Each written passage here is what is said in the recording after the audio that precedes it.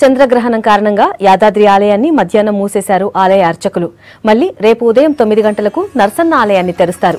రోజు తెల్లవారుజామున నిర్వహించే అభిషేక దర్శనాలు, సుదర్శన నరసింహ హోమం కూడా రద్దు చేశారు.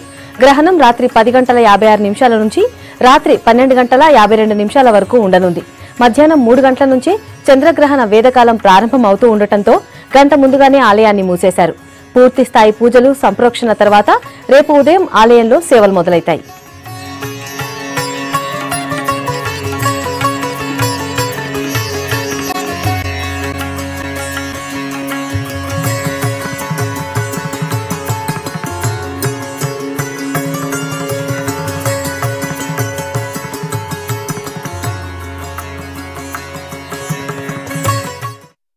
పురస్కరించుకొని మన యాదగిరి దేవస్థానంలో 2 గంటలకు ఆలయం మూసివేయబడినది.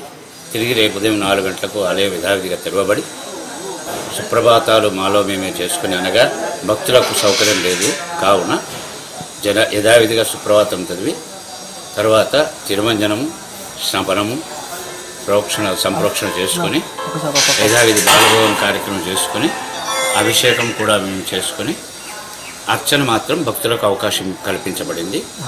అభిషేకము, తిరుమంజనాల సమయంలో భక్తులకు అవకాశం లేదు.